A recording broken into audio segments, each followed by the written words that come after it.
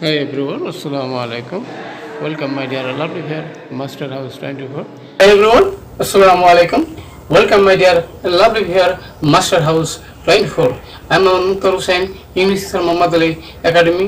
সবাইকে স্বাগতম শুভেচ্ছা এবং অনেক অনেক ভালোবাসা জানিয়ে আমাদের জন্য অত্যন্ত ইম্পর্টেন্ট এবং ইন্টারেস্টিং টপিকস নিয়ে আলোচনা করব।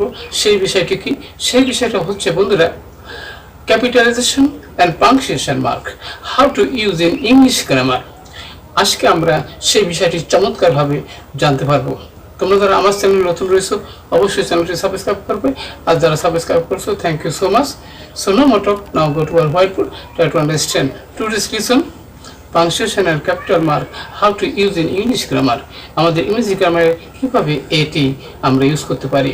সবার জন্য কিন্তু এটি কমন রয়েছে, অর্থাৎ এখানে আমরা 6 থেকে 12 ক্লাসের সবার কিন্তু এই পাংচুয়েশন এন্ড ক্যাপিটাল মার্ক রয়েছে।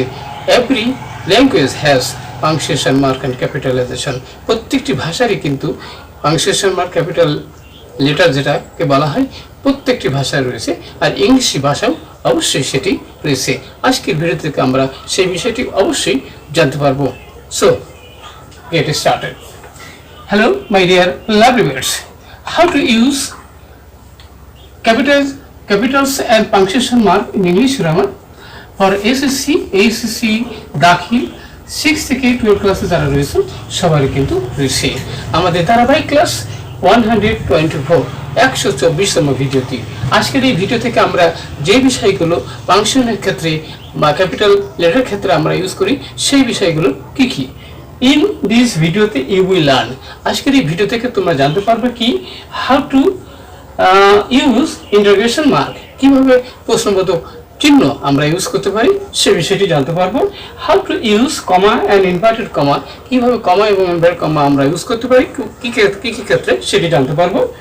আরও দেখতে পারবো how to use short form of words, অর্থাৎ শব্দের সংক্ষিপ্ত শব্দ থাকে সেটিকে আমরা কিভাবে ইউজ করতে পারবো সেটি আমরা জানতে পারবো।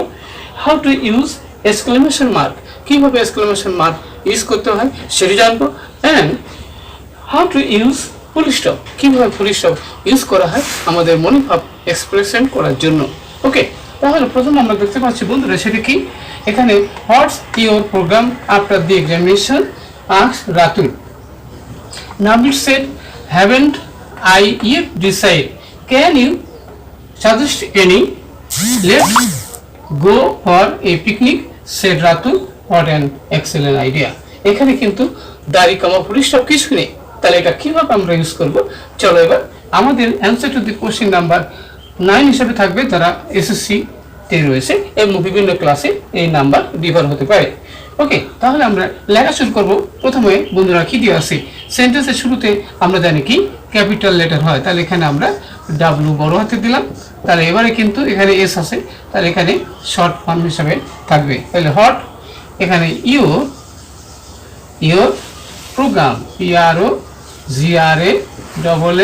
প্রোগ্রাম, এখানে কি